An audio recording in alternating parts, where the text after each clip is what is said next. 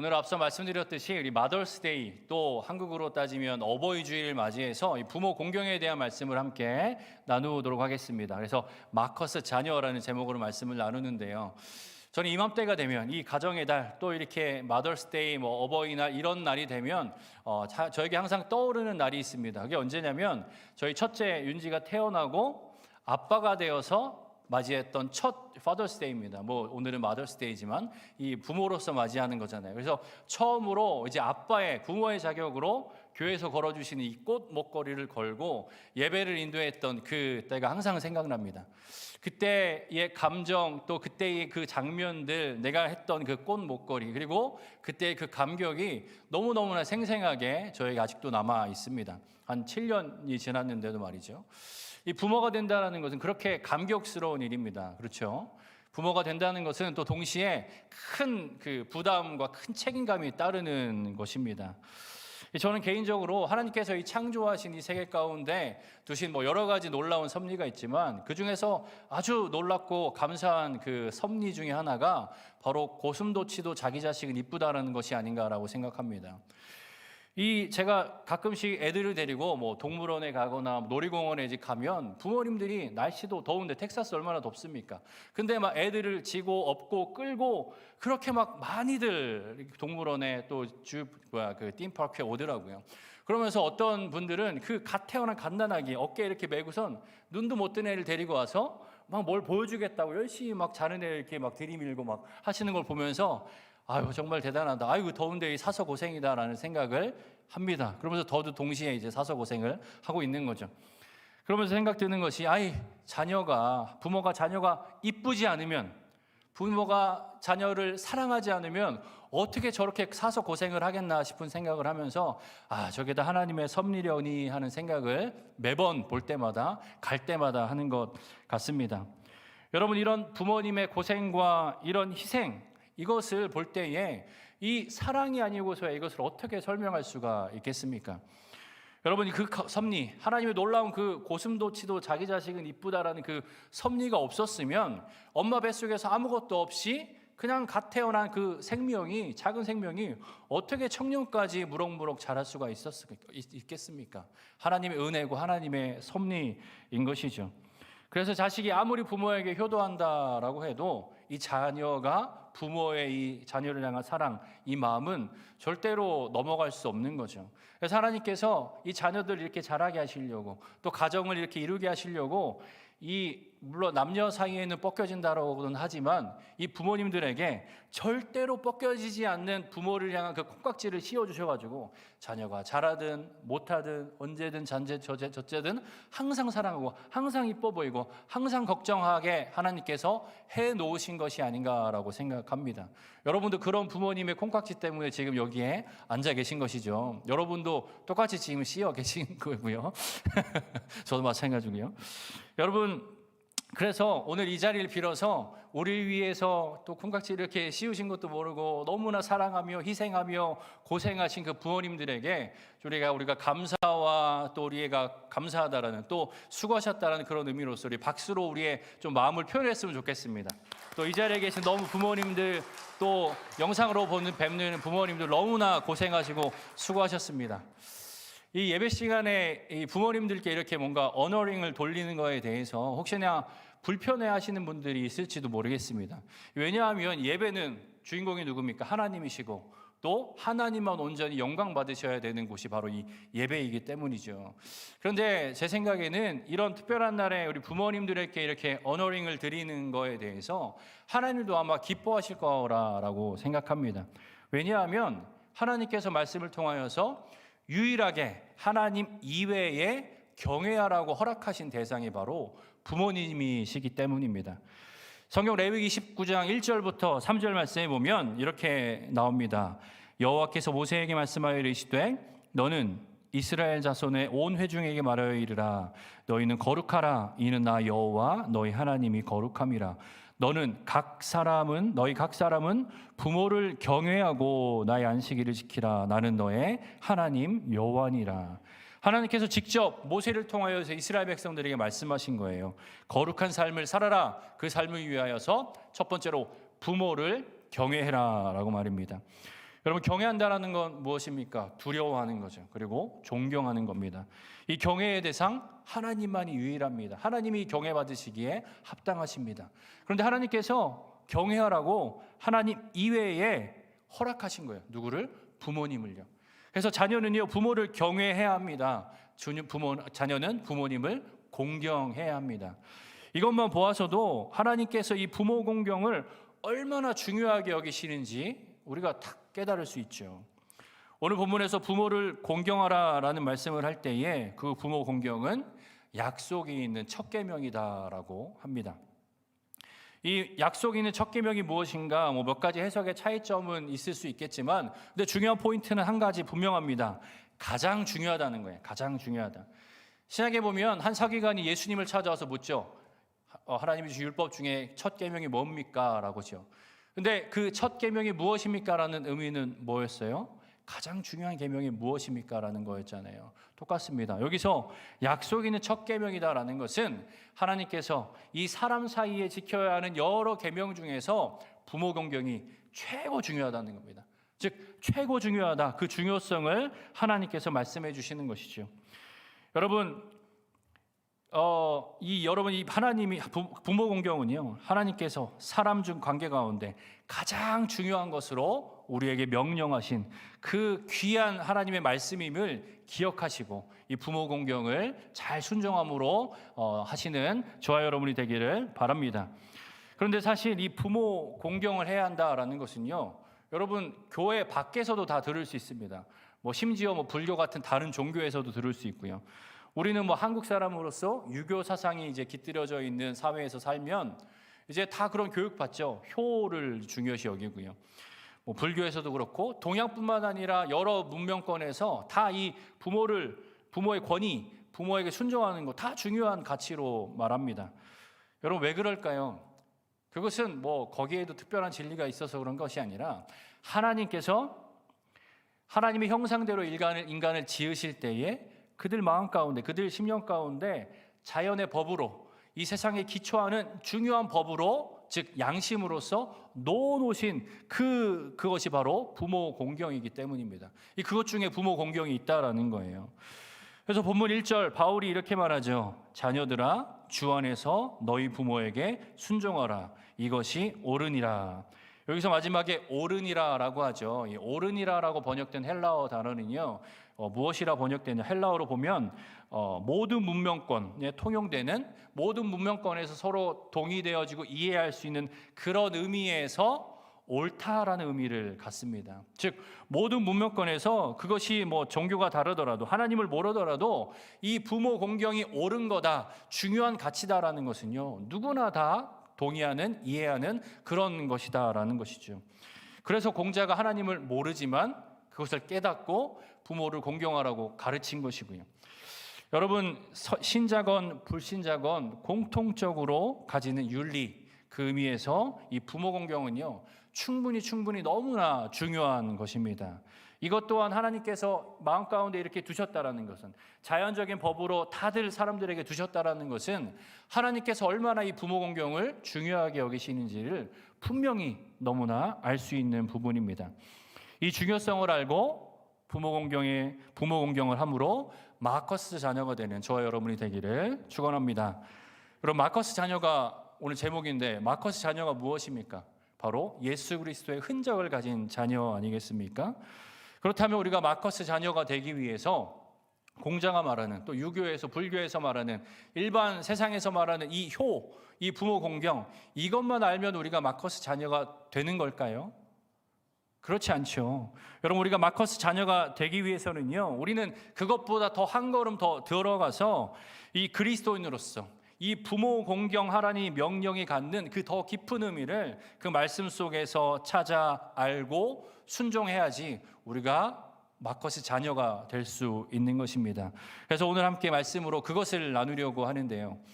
그렇다면 그리스도인이 알아야 하는, 우리가 말씀 가운데 깊은 의미, 이 부모 공경의 깊은 의미는 무엇일까? 첫 번째로 부모 공경은 나와 하나님과의 관계 가운데 지켜야 하는 그 중요한 진리입니다.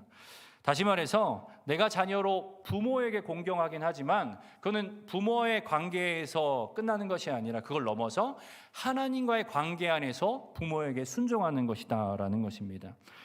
구약에서 이 권위, 왜냐하면 이 부모의 권위는 하나님께서 부모에게 위임해 주신 것이기 때문이죠. 이 위임받은 권위에 대해서 우리가 이해할 수 있는 그런 예를 구약에서 볼 수가 있습니다. 이 출애굽기에서 모세와 아론이 리더로서 이스라엘 백성들을 이끌 때에 그 모세와 아론의 그 권위에 도전했던 사람들을 하나님께서 굉장히 엄격하게 다스리신 것을 여러분 기억하실 겁니다. 왜 하나님이 그렇게 엄격하게 다스리셨을까요? 왜냐하면 모세와 아론의 권위는 하나님께서 위임해 주신 것이기 때문이죠. 즉 그 말은 무슨 말이냐? 모세와 아론에게 도전하고 그 권위를 업신여기는 것은 하나님의 권위에 도전하는 것이고 하나님에게 불순종하는 것이기 때문에 하나님이 그렇게 엄격하게 다스리셨다라는 것입니다. 여러분 부모 공경도요 그런 컨셉 안에서 나와 하나님과의 관계 안에서 그 명령의 무게를 생각하고 중요성을 생각하고 순종해야 합니다. 그래서 성경에서 비부모를 공경하지 않는 그 자녀들에 대해서도 굉장히 엄격하게 벌을 예고하신 것을 볼 수가 있습니다. 신명기 27장 16절에 보면 이렇게 나옵니다. 같이 읽어볼까요? 시작. 그의 부모를 경일히 여기는 자는 이 저주를 받는 자라는 정도는요 굉장히 약한 겁니다. 그 밖에 출애굽기, 레위기, 신명기에 보면 부모를 저주하면 죽이라고 하였고요. 부모의 말을 듣지 않고 방탕하고 술 취하면 동네 사람들이 모여서 돌에 쳐서 죽이라고까지 말씀하셨습니다. 여러분 이 징벌을 엄격하게 말씀하신 것, 강조하는 건요 겁을 주는 것이 아니라 그만큼 이 부모 공경이 하나님 관계 안에서 지켜야 하는 중요한 것이다. 굉장히 반드시 지켜야 하는 것이다 라는 것을 강조하기 위해서 하나님께서 우리에게 말씀으로 주신 것입니다. 이 부모 공경은 하나님과의 관계 속에서 우리가 지켜야 된다라는 것을 이해할 수 있는 또 하나의 성경의 예가 있습니다. 바로 룻과 보아스의 또 이야기 가운데 룻과 나오미의 이야기 가운데 볼 수가 있어요. 이 룻기에 나오는 이야기죠. 이 룻기는요 뭐 성경이 다 중요하고 특별하지만 저에게는 좀 더 특별한 의미가 있는데 왜 그러냐면 저희 아내가 이제 배우자를 위해서 놓고 기도할 때에 때마침 이 보아스와 같은 남편을 만나게 해달라고 기도했는데 제가 말하면서 좀 그렇지만 근데 제가 저를 만났대요 그 순간에. 그래서 그렇게 결혼했다라는 것을 여러분에게 알려드리고 그래서 제가 보아스 같다라는 건 아니고 그냥 그렇게 알고 계시다라는 겁니다. 저에게 특별하다고요. 여러분 이 룻기를 보면요 이 한 이방 여인인 룻, 특히 모압의 여인인 룻의 이야기가 나옵니다. 이 룻이 있기 전에 이 나오미라는 이 이스라엘 여성이 베들레헴에 살다가 흉년이 너무 크게 들여가지고 가족과 함께 모압으로 이제 피신을 와서 그곳에서 정착을 하고 살아요. 그래서 아들이 둘이 있는데 그 아들은 그 모압에 있는 여성들, 즉 이방 여성들과 결혼을 시키고서 이렇게 정착을 하며 살죠. 그런데 이유는 모르겠는데 남편이 갑자기 죽어요. 그리고 얼마 뒤에 아들 둘 다 죽습니다. 이제 그 집안에 남은 거는 여자 셋이 남은 거예요. 이 셋이 살다 보니까 어렵잖아요. 그래서 이제 나오미가 고향에 돌아가야겠다라고 이제 생각을 하고 이제 어려서 젊은 나이에 과부가 된 며느리들이 안쓰러우니까 친정으로 돌아가서 새 출발해라라고 이렇게 권면합니다. 근데 이 며느리들이 처음에는 안 가다가 이 두 번째 나오미가 가라고 하니까 이 둘째 며느리가 갔어요. 그런데 첫째 며느리 룻은 안 가고서 남아 있는 거예요. 그래서 시어머니가 좀 가라 있는데 안 가는 거예요. 결국 계속 시어머니를 모시면서 베들레헴까지 같이 와요. 그래서 그곳에서 열심히 이제 시어머니를 잘 모시는 그런 이야기가 이제 룻기에 담겨져 있습니다. 그래서 이 룻기를 누가 좋아하냐면 시어머니들이 굉장히 좋아하신다고 하더라고요. 이것 봐라 얘야, 이 룻은 이렇게 시어머니를 잘 돌봤다고 한단다. 그렇게 말하는 거죠. 근데 여러분 이 룻기는요 룻이 시어머니 나오미를 잘 봉양했다라는 그런 효에 관련된 이야기가 아닙니다. 이 이야기는 룻이 하나님과의 관계 가운데 이 순종하여서 얼마나 그 삶 가운데 결단이 있었고 믿음이 있었고 그 믿음 가운데 어머니께, 시어머니께 순종했는가를 보여주는 거예요. 저희 룻기 1장 15절부터 18절에 보면 이제 나오미가 룻을 집으로 돌아가라, 친정으로 돌아가라고 하는 장면인데, 여기서 이렇게 얘기합니다. 15절 보면 나오미가 또 이르되 보라, 내 동서는 그의 백성과 그의 신들에게로 돌아가나니 너도 너의 동서를 따라 돌아가라. 여기서 보니까 이 모압으로 돌아가고 친정으로 돌아간다라는 그 의미가 그냥 친정 가서 좋다라는 게 아니라 그들의 신들에게로 돌아간다라는 의미라는 걸 우리가 알 수 있죠. 그러니까 각 지역마다 우상이 있었는데 그 지역에 가면 그 지역에 있는 우상을 섬기며 사는 거예요. 근데 이 이스라엘 그 집안으로 돌아와서 하나님을 섬기며 살았는데 모압으로 돌아가서 모압 신을 또 섬기며 살아가야 되는 상황이 되는 거죠. 그래서 그 가운데 룻은 뭐라고 대답하느냐? 16절에 보니까 룻이 이르되 내게 어머니를 떠나며 어머니를 따르지 말고 돌아가라고 강권하지 마십시오 라고 말합니다. 그러면서 마지막에 보니까 어머니의 백성이 나의 백성이 되고 어머니의 하나님이 나의 하나님이 되시리니. 여러분, 이것은 룻의 신앙 고백입니다. 과거에 섬기던 우상을 섬기는 삶으로 돌아가지 않겠습니다. 하나님을 섬기는 이 신앙 내가 포기하지 않겠습니다 라는 룻의 신앙 고백입니다. 그래서 나중에 18절에 보면 나오미가 무엇을 보느냐? 룻이 자기와 함께 가기로 굳게 결심함을 보고 그에게 더 이상 말하지 않았다라고 얘기해요. 시어머니가 본 건 뭘까요? 그 룻 가운데 있었던 믿음을 본 거죠. 하나님을 섬기고 하나님을 떠나지 않고 그 신앙 안에 살아가겠다라는 것, 하나님과의 관계를 포기하지 않고 하나님의 순종 가운데 살아가겠다라는 그 결단을 보고 더 이상 얘기하지 않은 겁니다. 즉 룻은 하나님과 관계 안에서 순종함으로 시어머니를 잘 봉양했던 그런 여인으로 이 룻기에 등장하고 있는 것입니다. 여러분, 부모 공경은요, 부모님과의 관계를 넘어서 하나님과의 그 관계 안에서 그 명령의 무게성과 그 중요성을 알고 온전히 순종해야 되는 것임을 기억하시기를 바랍니다. 바울은 이 부모를 거역하는 것을요, 하나님을 마음에 두기 싫어하는 그 타락한 세상, 그 죄악의 결과들로 나타나는 것이다 라고 얘기합니다.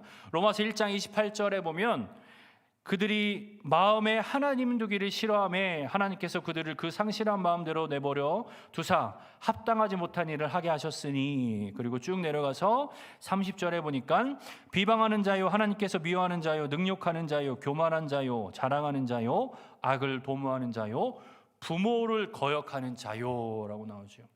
그리고 바울은요, 이 부모를 공경하지 않는 것을 말세에 일어날 징조라고 얘기합니다.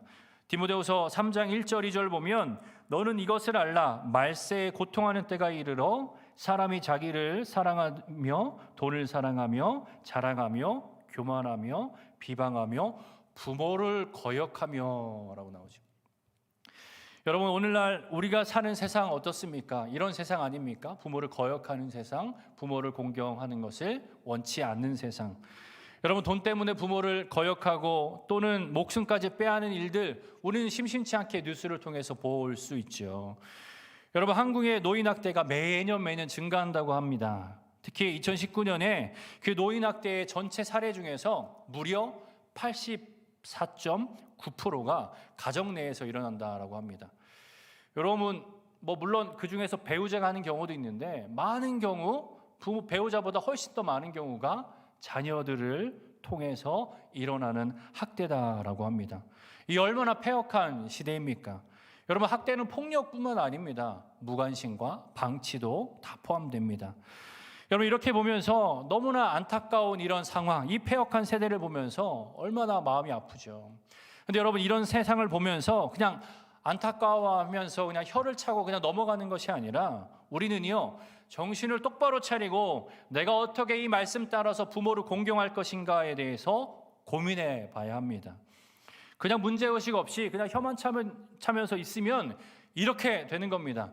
마태복음 15장에 보면요, 예수님께서 부모 공경과 관련해서 유대인들을 굉장히 꾸짖습니다. 그들의 외식을 꾸짖어요. 왜 그러냐면 율법상으로는 분명히 유대인들 부모를 공경해야 합니다. 그런데 그들이 그것을 하지 않고 오히려 신앙적인 이유를 들여서 그 부모 공경을 제대로 하지 않는 모습들을 볼 수 있는데요. 마태복음 15장 3절부터 6절까지 말씀해 보면요, 이런 내용이 나옵니다. 예수님이 말씀하시는 거예요.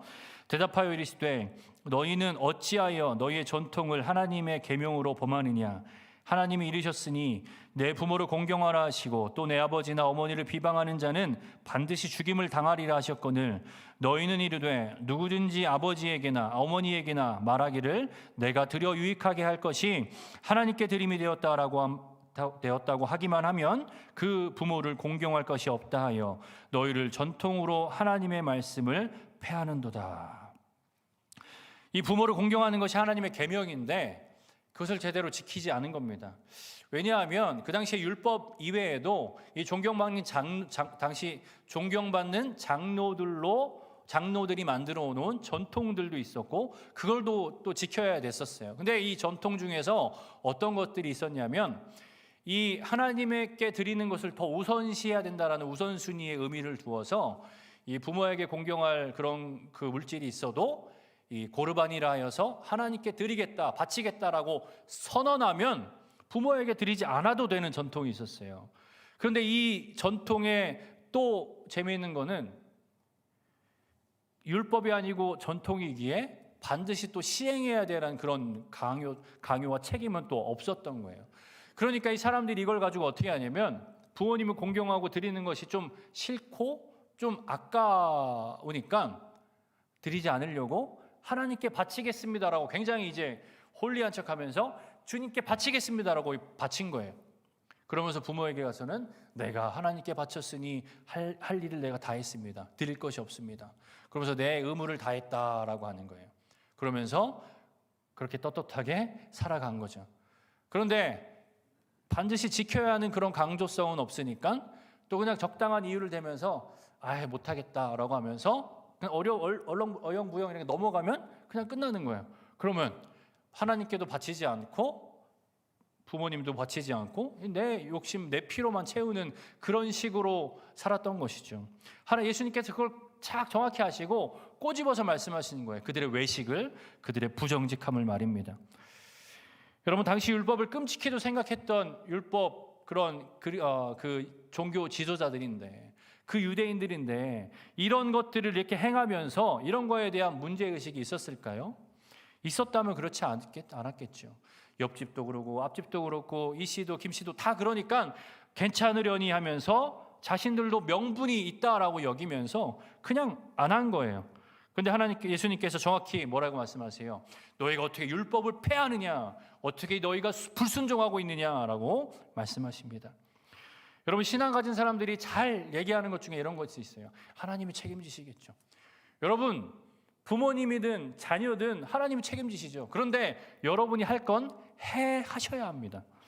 여러분, 디모데전서 5장 8절에 보면 이렇게 나옵니다. 누구든지 자기 친족, 특히 자기 가족을 돌보지 아니하면 믿음에 배반한 자요 불신자보다 더 악한 자니라. 여러분, 우리도 부모를 공경한다라고 하면서 못하는 것들이 여기 많아요.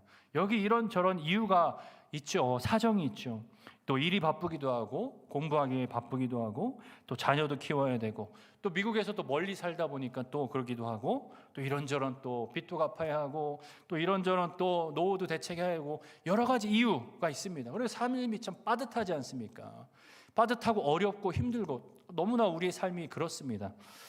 그런데 여러분, 그러한 이유들이 하나님의 명령을 지키지 않아도 되는 명분이 되지 않는다라는 것을 우리는 반드시 기억해야 합니다.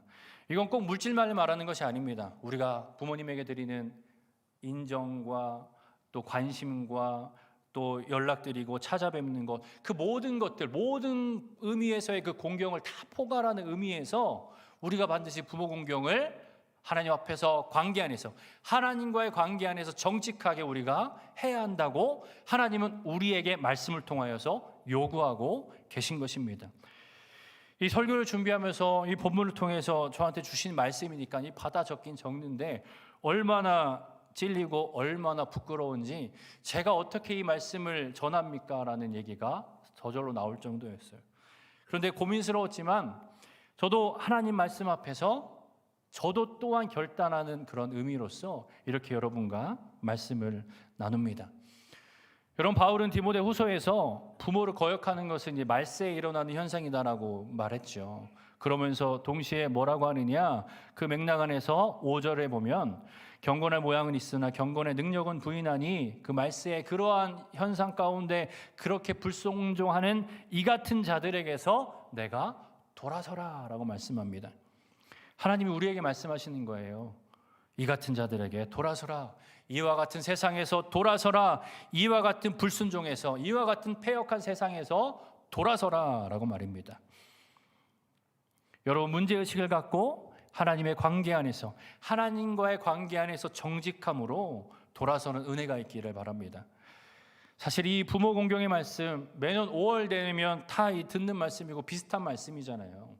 여러분, 군대 가면요, 남자들이 모여가지고 20대 건장한 애들이 다 모여가지고 질질질 우는 때가 있어요. 언제냐면 이 노래 들으면 엄마가 보고플 때 하면 다 울어요. 그러면서 엄마 나가면 내가 호요도 할게요. 막 편지 쓰면 막 사랑해요. 저도 그랬어요. 평생 안 하다가 막 굉장히 센치해져가지고 하거든요. 근데 제대하면 다 똑같아요. 똑같이 말 안 듣고 그렇게 살아요. 여러분, 부모 공경 매년 이렇게 말씀 들으면서 때로는 이렇게 부모님 생각하면서 눈물도 닦고 그렇게 막 보내면서 말씀 듣잖아요. 그런데 우리가 매년 들으면서 울고 그냥 좋다 하고 넘어가고 그냥 익숙하게 그냥 없던 일로 잊어버리고 그냥 넘어가면 안 되는 말씀입니다. 여러분, 이 말씀 올해는 그냥 흘려듣지 마시고 마음에 새기고 이 패역한 세대에 그냥 휩쓸려 따라가지 않고 돌아섬으로 순종하는 저와 여러분이 되기를 소망합니다. 두 번째로 우리 그리스도인이라는 그 부모 공경의 더 깊은 의미는 무엇일까요? 축복받는 자녀는 자격이 필요하지만 공경받는 부모에게는 자격이 없습니다. 무슨 말씀인지 아시겠죠? 쉽게 말해서 자녀는요, 축복받으려면 그 자격을 채워야 돼요. 그렇지만 공경받는 부모는요, 공경받기 위해서 어떠한 자격도 필요치 않다라는 거예요. 여러분, 오늘 본문에서 부모 공경에 대해서 약속 있는 첫 계명이라 했습니다. 이 약속은 뭐예요? 자격, 네가 이거 하면 약속할게, 축복 줄게. 근데 부모 공경에 대해서 자격을 얘기하는 것은 성경 그 어디에도 없습니다. 그냥 그 자체로 공경받아 합당한 존재라는 거예요. 여러분, 왜 그럴까요? 부모님은요, 우리를 이 세상 가운데 존재하게 하신 분들이기 때문이에요. 하나님께서 여러분을 태초부터 계획하시고 여러분을 이 세상 가운데 태어나게 하셨죠. 그냥 여러분 흙으로 이렇게 빚어가지고 아담과 하와처럼 여러분 나오지 않았잖아요. 여러분의 부모님을 통하여서 이 땅 가운데 존재하게 하셨어요. 그렇다면 우리를 이 땅에 존재하게 하신 그것, 하나님 그리고 부모님에게 그 존재 자체로 우리는 공경해야 마땅한 것입니다. 그런데 이 땅에서 마땅한 공경을 받아야 되는 부모님인데 그 마땅한 공경을 어렵게 하는 것이 있어요. 뭐냐면 바로 자녀와 부모 사이에 해결되지 않는 관계의 문제에 있습니다. 여러분, 한국의 고부 갈등이 심하다고 하잖아요. 그래서 그런 드라마도 많고 그런 이야기 참 많죠. 근데 이 한국에만 있는 줄 알았더니 또 외국에도 그런 비슷한 그런 갈등이 있더라고요. 제가 미국에서 이제 달라스에서 신학교를 다니면서 거기서 이렇게 학교 온캠퍼스 잡으러 카펜터도 하고 했는데 그곳에서 같이 파트너로 일하는 친구가 백인이었는데 그 친구에게 어느 날 이제 저희 장모님이 오시기로 했다고. 우리 장모님이 오시기로 했다라고 저는 이제 좋은 의미에서 얘기했는데 그 친구가 저한테 보면서 갑자기 그 얘기를 듣더니 표정이 싹 이렇게 좀 이렇게 굳으면서 저한테 하는 말이 이런 말이었어요. I'm sorry. 여러분 이 친구가 I'm sorry 한 거에 대해서 저는 전혀 동의하지 않는다라는 것을 분명히 합니다. 왜 그러냐면 왜 그런가 보니까 이 미국 문화권에서는 이 장모님과 사위가의 관계 가운데 뭔가 이게 something 그런 관계가 그런 게 있나 봐요. 이 부모 고부 관계처럼. 그래서 저한테 I'm sorry 한 거예요. 부모 장모님 오신다니까. 여러분, 이 고부관계, 이 부모 간에 겪는 이런 갈등과 부모에게 받는 상처, 부모와 겪는 그런 어려운 관계들, 여러분 우리만 겪는 게 아니에요. 우리 한국 사람을 겪는 게 아니라 모든 사람들이 모든 문화권에서 다들 그들 나름대로 어려움을 다 겪고 있는 겁니다. 근데 그런 가운데 그 속에서 해결되지 않은 상처와 해결되지 않은 관계의 문제를 마음에 두고 살아가는 분들이 참 많이 있다는 것이죠. 주변에 생각보다 이 부모 관계 가운데 어려움을 겪는 자녀분들이 많은 것을 보게 됩니다. 제가 들은 얘기 중에서 한국에서 이 목사님들이 모여서 하는 집회 가운데 한 여성 목사님이 올라가서 대표 기도를 하시는데, 그 목사님이 기도하실 때 어떻게 하냐면, 우리 일반적으로 하나님 아버지 하면서 기도하잖아요. 근데 그분이 시작하면서 하나님 어머니 하면서 이렇게 기도하시더래요. 이상하잖아요. 그래서 나중에 끝나고선 목사님에게 왜 어머니라고 하십니까? 라고 물어봤더니 아빠와 뭔가 이렇게 상처가 있었던 거예요. 아버지와 관계가 좋지 않았던 거예요. 그래서 그게 해결되지 않으니까 이 하나님 아버지라고 했을 때 이 오는 그 은혜와 뭔가 이 든든함과 그런 따뜻함이 느껴지지 않으니까 자신은 하나님 어머니라고 하면 되기 때문에 어머니라고 하신다라고 하는 거예요. 이 상처가 얼마나 깊으면 그러시겠어요. 안타까운 이야기죠. 여러분, 이런 해결되지 않은 상처와 어려움이 있다라는 것은요, 그 자체 너무나 안타깝고 너무나 가슴 아픈 일입니다. 그런데 그거를 해결하지 못한 채 마음에 담아두고 품고 있으면 그 또한 내가 부모를 공경하지 않아도 되는 명분으로 삼고 부모 공경에 대해서 제대로 순종하지 못하는 그런 이유가 되기도 합니다. 공경받을 자격이 없는 부모라는 거예요. 자기 나름대로 생각할 때. 그런데 여러분, 위에서 말했듯이 공경받는 부모에게는 그 어떠한 자격이 요구되지 않습니다. 부모라는 그 자체, 그것이 자격이 되는 겁니다. 여러분, 사실 나에게 잘해주는, 또 나에게 베풀어주고 나에게 인정해주고 나를 칭찬해주는 그런 사람 공경하고 살아가는 건 누구나 다 합니다. 그런 부모님, 그런 배우자의 부모님 공경하는 마음 갖고 그거 실천하고 순종하는 거 우리에게 그렇게 큰 도전 아닙니다. 그런데 우리에게 도전이 되는 것은 나에게 상처 준 부모님, 나를 어렵게 하는 부모님, 나와 뜻이 맞지 않는 부모님, 갈등이 있는 부모님, 내가 생각할 때에 내가 공경할 자격이 없다라고 여기는 그런 부모님, 그런 부모님을 공경하는 것은요 너무나 어렵고 우리에게 큰 도전이 됩니다. 우리 그리스도인으로서 말입니다. 당사자에게 너무나 힘든 것이 맞습니다. 너무 분명합니다. 힘든 도전이죠.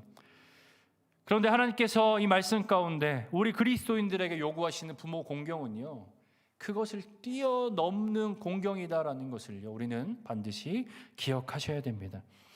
이것은요 그냥 낳아주신 것만으로도 감사한 겁니다라는 그 차원을 넘어서는 겁니다. 그리고 내 사랑하는 배우자를 낳아주신 것만으로도 감사하죠라는 그런 로맨스의 차원을 넘어가는 부모 공경, 순종에 관한 것입니다. 오직 예수 안에서만 가능한 용서와 사랑, 그 복음의 능력, 그것을 말하는 것입니다. 여러분, 지금 이 말씀으로 인해서 혹시 여러분 마음 가운데 불편한 분 계십니까? 혹시 또는 불편함을 넘어서 화가 나는 분이 계십니까? 여러분에게 너무나 어렵고 큰 도전이시겠지만 여러분 이 말씀 앞에 오늘 엎드려서 기도해 보시기를 바랍니다. 여러분은 도전합니다. 성경에서 하나님이 부모 공경을 명령하면서 또 강조하면서 또 축복도 주시겠다, 또 이 제대로 안 하면 벌도 주시겠다라고 이렇게까지 말씀하시는 이유가 있습니다. 왜 그렇게 말씀하시겠습니까? 그 자체가 어렵기 때문이에요. 쉬운 게 아니기 때문이에요. 여러분, 성경에서 혹시 자녀를 사랑하면 축복하겠다라는 약속 보신 적 있으세요? 없어요. 왜냐하면 자녀 사랑은 하지 말래도 해요. 아까 말씀드렸듯이 콩깍지가 다 끼어 있으니까 그냥 하라는 거 하는 거예요. 그냥 본능적으로 하는 거예요. 그런데 이 부모 공경은요 그냥 되는 게 아니에요. 더군다나 나에게 상처 준 부모라면, 날 어렵게 하는 부모라면 그게 너무 힘든 거죠. 어렵죠. 어떻게 내가 이거 인력으로 가능하겠습니까? 그래서 본문은요 그냥 공경하라고 하지 않습니다. 오늘 보면 1절에 보니까 이렇게 얘기하죠. 자녀들아, 주 안에서 너희 부모에게 순종하라. 이것이 옳으니라. 여러분, 오늘 이 본문의 맥락은요 이 앞서 나오는 5장 21절에서 나오는 서로 너희는 피차 복종하라 라는 주제의 연장선상에서 나오는 말씀입니다. 이 맥락 안에서 남편과 아내 서로 피차 공경하고, 부모와 자녀가 피차 공경하고, 주인과 종이 피차 공경하는 거예요. 여러분, 이것이 어떻게 가능합니까? 피차 공경하라니요. 그 당시의 문화권, 오늘날도 어렵지 않은데 그 당시의 문화권에서 이것을 피차 공경하라는 것은요 모든 관계를 복음 안에서 재설정하라라는 말씀입니다. 즉 관계의 혁명입니다. 즉 복음 아니면 절대로 일어날 수 없는 관계를 말하는 겁니다. 그 맥락 안에서 남편과 아내가, 부모와 자녀가, 주인과 종이 서로 피차 복종하는 것. 복음 안에서 있는 아름다운 관계요, 새로운 관계입니다. 여러분 신약에 보면 빌레몬서가 있죠. 이 빌레몬서를 보면요, 오네시모라는 종이 나오는데요. 오네시모가 종인데 이 주인 빌레몬에게 뭔가 이제 잘못을 하고 무언가를 이제 훔쳐서 심지어 그 주인에게 도망 나와서 다른 데로 간 그 종이 오네시모입니다. 그런데 마침 오네시모가 그 도망간 곳에서 바울을 만나요. 그래서 바울에게 복음을 듣고 예수를 믿게 됩니다. 근데 예수를 제대로 깊게 믿은 것 같아요. 그래서 이 오네시모를 바울이 주인에게 돌려보내요. 근데 마침 주인인 빌레몬이 바울이 마침 아는 그리스도인인 거예요. 그래서 그 빌레몬에게 편지를 써요. 오네시모 당신에게 돌려보냅니다. 내가 오네시모가 당신에게 과거에 무익한 종이었던 거 알고 있습니다. 근데 이제 예수를 믿고 복음으로 새 사람이 됐습니다. 이제 유익한 종이 됐습니다. 그러니 이 오네시모를 용서하고 받아주세요 라고 이제 보냅니다. 이제 그 편지의 내용이 빌레몬서죠. 근데 거기서 그냥 받아주세요, 용서해 주세요, 그게 끝이 아니라 거기서 더 넘어가서 뭐라고 하느냐면, 당시에 이제 종은 뭐예요? 주인이 죽이라면 죽는 거잖아요. 그냥 소유권이잖아요. 근데 이 종을 용서해 달라는 그 말과 함께 이 오네시모를 형제로 받아주십시오. 이제 주 안에서 형제로 받아주십시오라고 얘기합니다. 이것이 어떻게 가능하겠습니까? 복음 아니면 절대로 가능하지 않는 거죠. 근데 빌레몬이 받아준 것 같아요. 빌레몬서에 나오지 않지만 교회 역사 가운데 오네시모가 나중에 교회 리더로 세워졌다라고 기록이 있습니다. 받아준 거죠. 어떻게 가능했겠습니까? 예수 그리스도의 복음이 아니었으면 불가능했던 거죠. 여러분, 부모 공경이 그렇습니다. 내가 인간적으로는 극복하기 어려운 관계에 문제가 있다면 그것을 극복하고 부모 공경을 가능하게 하는 것, 주 안에서 예수 그리스도의 복음 안에서 할 수 있는 것입니다. 무언가 해결되지 않은 관계에 문제가 있다면 손에 박힌 가시처럼 뭔가 스칠 때마다 계속 쓰리고 따갑잖아요. 여러분, 교회 안에서 교우 관계도 좋고 이웃 관계도 좋고 밝은 분들 중에도 뭔가 가족 얘기가 나오고 부모님 얘기가 나오면 뭔가 말수가 줄어들고 표정이 어두워지는 분들 간혹 있습니다. 왜 그럴까요? 마음 가운데 뭐가 해결되지 않은 것들이 있는 거죠. 뭔가 마음으로 짐이 남아서 해결되지 않고 있는 거예요. 여러분, 그렇게 남아있는 마음의 짐은요, 하나님께 더 가까이 나가는 영적인 성숙과 축복을 막고 있을 가능성이 큽니다. 그러한 이 막 해결되지 않는 것은요, 내가 복음 안에서 누리는 세상이 줄 수 없는 그 평안함과 그 기쁨을 온전하게 누리는 것을 막고 있을 가능성이 큽니다. 하나님께 예물을 드리려다가도 뭔가 형제와 화목하지 않은 것을 있으면 일단 놔두고 가서 화목하고 와서 드리라고 하잖아요. 남편들의 기도가 막히지 않게 하기 위해서 아내들을 좀 너그럽게 여기고 용납하라고 하잖아요. 귀히 여기라고 하잖아요. 왜? 트러블이 생기면 기도가 막히니까. 여러분, 그런데 부모 관계 가운데 막힌 담이 있다라고 하면 오죽하겠습니까? 그 가운데 얼마나 영적인 큰 장벽이 그 가운데 존재하겠냐란 말입니다. 여러분, 혹여나 여러분 안에 부모님과 해결되지 않은 아픔이 있어서 지금도 여전히 아파하고 있는 분들이 있다면, 그래서 부모 공경에 굉장히 어려움을 겪는 분들이 있다면, 오늘 이 말씀 나에게 주신 말씀이구나. 하나님께서 나를 회복하게 원하시는구나. 하나님이 나를 정말 사랑하시는구나. 하나님이 이 말씀을 통하여서 나를 정말 축복하길 원하시는구나 라는 그런 감사의 마음으로 받으시는 저와 여러분이 되시길 바랍니다. 그리고 그 복음에 놀라운 회복의 역사가 여러분과 여러분의 가정 가운데 있기를 소망합니다. 하나님은 부모를 공경하라는 말씀을 하시면서, 명령을 하시면서 그 부모를 공경하는, 잘 공경하는 자녀에게 축복을 약속하셨죠. 오늘 3절에 보니까 이로써 내가 잘되고 땅에서 장수하리라 라고 하십니다. 여러분, 부모를 공경하는 여러분의 가정 가운데 이 약속대로 잘되고 이 땅에서 장수하는 축복이 충만하기를 소망합니다. 먼저 영적으로 여러분의 가정에 대대손손 영생의 축복이 이어지기를 소망합니다. 그리고 이 땅에서 여러분의 가정에 복음 안에서 사랑이 넘치고 할머니, 할아버지부터 어린 손자, 손녀까지 대대에 걸쳐서 웃음이 끊이지 않고 행복이 가득한 그런 가정이 되기를 소망합니다. 하나님 말씀 안에서, 복음의 능력 안에서, 하나님과의 그 관계 안에서 온전한 순종함으로 대대손손 주 안에서 영적으로 육적으로 잘되고 장수하는 축복이 끊이지 않는 저와 여러분의 가정이 되기를 소망합니다. 이 말씀을 통하여서 돌아가 결단하며 여러분 삶 가운데 순종의 열매들이, 이 진정한 축복의 열매들이 맺어지는 그런 은혜가 저 여러분 가운데 있기를 소망합니다. 우리 함께 기도하겠습니다.